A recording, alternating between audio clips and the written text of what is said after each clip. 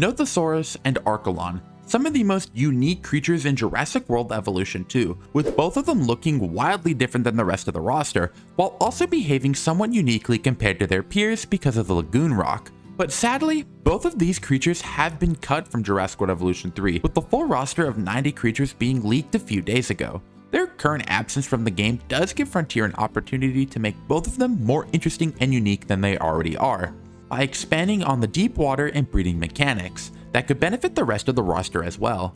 So today, let's dive in and discuss the best way to implement Nothosaurus and Archelon into Jurassic World Evolution 3.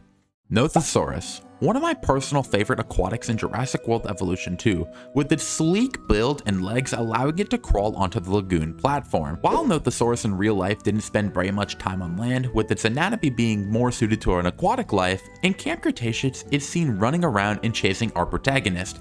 Overall, Nothosaurus is much more terrestrial in the Jurassic franchise than its real-life counterpart, and I believe this idea should be expanded upon. Like many people have suggested before me, Nothosaurus should be made into a land creature, especially with the new deep water mechanic. It should most certainly be a semi-aquatic creature, with it being able to move gracefully in the water and hunt fish. While the current implementation of deep water is a good base for Nothosaurus' behaviors, I do believe it could be expanded upon in a variety of ways. First, certain creatures should want to swim in the deep water more than others, with something like Spinoraptor venturing into the depths less frequently than Nothosaurus. You also should be able to change the depth of your water, with certain creatures such as the Spinosaurus almost reaching the bottom of your bodies of water, and this relates to my final change to the deep water, which will improve Nothosaurus, which is giving certain creatures the ability to dive underwater, which is a mechanic from one of Frontier's other games, Planet Zoo. For an animal like Nothosaurus, it would look a bit silly if it stayed on top of the water, and other animals could benefit from this as well, such as Pyroraptor, Dimetrodon,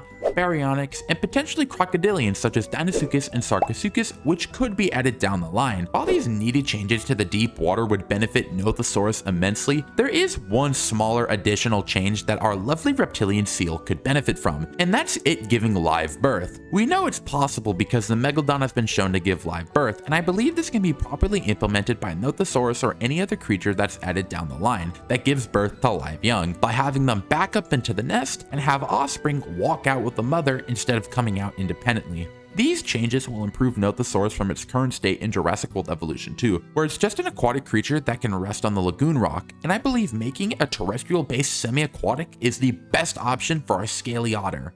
Archelon, another one of my favorite creatures in Jurassic World Evolution 2, with it potentially being the most unique creature in the game currently. But like Nothosaurus, it was cut from the roster, with its death being especially disappointing as, like I said before, it was extremely unique. While the current removal of Archelon is upsetting, Frontier now has the ability to improve their behavior. The first of these changes should be allowing Archelon and other lagoon creatures to breach the surface of the water to breathe, as most of them are reptiles, and for Dunkleosteus and Megalodon, they can just look around like great white sharks. I personally believe it's a tad strange that all of these air-breathing animals never come up to the surface to breathe, and I personally hope this is addressed eventually.